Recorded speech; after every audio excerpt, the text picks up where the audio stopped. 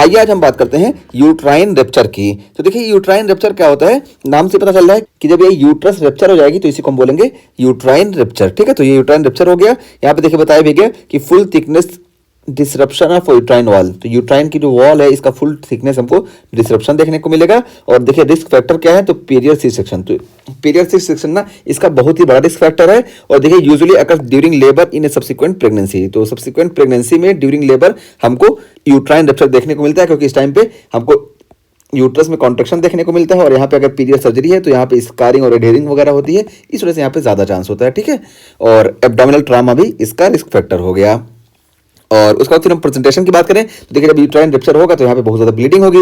इस वजह से ये ब्लीडिंग वजाइना के थ्रू बाहर आएगी, तो इस वजह से हमको पेनफुल वजाइनल ब्लीडिंग देखने को मिलेगी। और फीटल हार्ट रेट एबनॉर्मलिटीज देखने को मिलेंगी। क्यों? क्योंकि फीटस को प्रॉपर जो इन्वायरमेंट यहाँ मिल रहा था यूट्रस में ये नहीं मिलेगा, इस वजह से फीटल हार्ट रेट एबनॉर्मलिटीज देखने को मिलेंगी और ब्रेडिकार्डिया देखने को मिलेगा। ठीक है, तो फीटल हार्ट रेट एबनॉर्मलिटी में हमको ब्रेडिकार्डिया देखने को मिलेगा।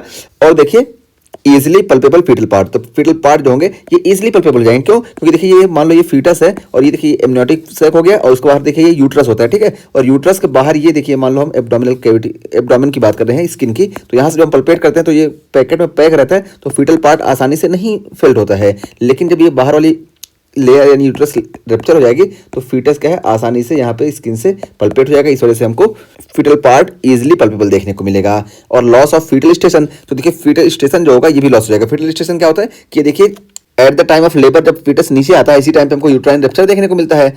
इस टाइम पे जब फीटस नीचे आएगा तो देखिए यहाँ पे हम स्चियल स्पाइन को रेफरेंस मानते हैं और इसको हम जीरो मानते हैं। अगर इससे जितना ऊपर रहता है उसको हम माइनस में कंसीडर करते हैं। तो देखिए ऊपर -1, -2, -3, -4, -5 यहाँ रहता है। और नीचे जो होता है +1, +2, +3, +4 और +5 ये देखिए पेल्विक आउटलेट है। हम यहाँ पे बिल्कुल सुपरफिशियल बता रहे हैं, तो इसी को हम बोलते हैं फीटल स्टेशन। ठीक है, तो यूट्राइन रप्चर के केस में ये फीटल स्टेशन जो अभी हमको देखने को मिलता है ये लॉस हो जाएगा, यानी इनको फीटल स्टेशन नहीं देखने को मिलेगा। और ये फीटल स्टेशन का इंपॉर्टेंस क्या है ना कि जब ये देखिए फीटल हेड 0 या इससे नीचे आ जाता है ना तो इसको हम इंगेजमेंट बोलते हैं। ठीक है, और ये इंगेजमेंट बहुत बड़ा साइन है कि यहाँ पे कोई सिफेलो पेल्विक डिस्प्रपोर्शन वगैरह नहीं है। ठीक है, तो ये गायनी का टॉपिक है, थोड़े से यहाँ बहुत डिटेल में नहीं जा रहे हैं, बस यहाँ पे इतना बता दिए कि जो फीटल स्टेशन है ये यूट्राइन रप्चर की कंडीशन में ये लॉस हो जाता है। तो यही यहाँ पे बताया गया कि लॉस ऑफ फीटल स्टेशन, तो फीटल स्टेशन लॉस हो जाएगा। और देखिए maybe life threatening for both mother and fetus, तो मदर और फीटस के लिए ये लाइफ थ्रेटनिंग होगा ही। देखिए क्योंकि यहाँ पे जो ये फीटस को इन्वायरमेंट मिल रहा था ये इन्वायरमेंट खत्म हो जाएगा, इस वजह से माँ का यूट्रस रप्चर और इस वजह से माँ भी लाइफ थ्रेटनिंग कंडीशन में होगी और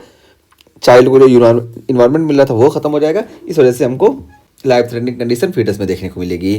अब यहाँ पे देखिए यूट्राइन रप्चर की बात की ना, तो यूट्राइन में देखिए एक और हम बहुत ही कॉमन चीज की बात कर लेते हैं। पीछे भी हल्की सी बात करके आए थे, बस यहाँ पे हल्की सी हम इंपॉर्टेंट चीजें जो बता देते हैं। तो देखिए हम यूट्राइन इन्वर्जन की बात करें तो देखिए नॉर्मल यूट्रस ऐसे होता है, लेकिन क्या होता है at the time of delivery ये यूट्रस ना ऐसे ऐसे बाहर ऐसे हो जाता है। ठीक है, इसी को बोलते हैं यूट्राइन इन्वर्जन। ठीक है, तो हमको यूट्राइन इन्वर्जन देखने को मिलता है। और देखिए मोस्ट कॉमन कॉज होता है miss manage of third stage of labour. तो फीटस जब बाहर आ जाता है ना तो यहाँ पे थर्ड स्टेज ऑफ लेबर में हमको क्या करना है, प्लासेंटा को सेपरेट करना होता है। तो इसी वजह से ना WHO ने active management of third stage of labour दिया है। और इसी में अगर हमको परेशानी देखने को मिल रही है तो यहाँ पे क्या होता है यूट्राइन इन्वर्जन देखने को मिलता है। और देखिए यही यहाँ पे बता दिया कि miss manage third stage of labour ये मोस्ट कॉमन कॉज इसका है। और यहाँ पे देखिए हमको इमीडिएट शॉक आफ्टर डिलीवरी। ठीक है, डिलीवरी के फौरन बाद हमको शॉक देखने को मिलेगा, सबसे बड़ा इसका साइन ये है। और यहाँ पे देखिए हमको न्यूरोजेनिक शॉक शुरू में देखने को मिलता है, लेकिन कुछ देर बाद ये हेमोरेजिक शॉक हो जाता है क्योंकि ब्लड लॉस होगा। और यही हेमोरेजिक शॉक जो होता है ये कॉज ऑफ डेथ होता है। ठीक है, तो ये देखिए यूट्राइन इन्वर्जन कितना ही खतरनाक है। ठीक, तो ये चीज़ हम बता दिए। और इसके बाद अब इसको हम मैनेज कैसे करेंगे हल्का सा बता दें। तो देखिए यहाँ पे यूट्रस चूंकि इन्वर्ट हो गया, इस वजह से यहाँ पे हम ऑक्सीटोसिन को सबसे पहले स्टॉप कर देंगे। उसके बाद फिर इसको मैनुअली इसको फिट करेंगे, और मैनुअली फिट करते हैं तो इसको हम बोलते हैं जॉनसन टेक्निक। ठीक है, तो जॉनसन टेक्निक इसको मैनुअली फिट कर देंगे। और अगर नहीं हुआ ना तब यहाँ पे हम टोकोलिटिक देंगे, और टोकोलिटिक देके और फिर से हम इसको मैनुअली फिट करेंगे इसी जॉनसन टेक्निक से। ठीक है, फिर ये हो जाना चाहिए। और अभी भी अगर नहीं होता है ना तो यहाँ पे हम सर्जरी करते हैं और इसको हम बोलते हैं हंटिंगटन या हॉल्टर मेथड सर्जरी। ठीक है, तो ये हम सर्जरी कर देंगे और सर्जरी से तो ये करेक्ट हो ही जाएगा। और फिर सर्जरी के बाद हम प्रोफिलैक्सिस क्या करते हैं कि जो टोकोलिटिक दे रहे थे ये टोकोलिटिक हम स्टॉप कर देंगे। और यहाँ पे हम क्या करेंगे कि ये जो प्लासेंटा का पार्ट है ना, जो प्लासेंटा यहाँ पे बचा था, इसको अब हम रिमूव करेंगे। ये जब यूट्राइन इन्वर्जन हुआ ना इस टाइम पे हम रिमूव नहीं करेंगे। ठीक है, ये चीज़ हमको याद रखना है। ये सबसे लास्ट में हम करते हैं, प्लासेंटा को रिमूव करते हैं।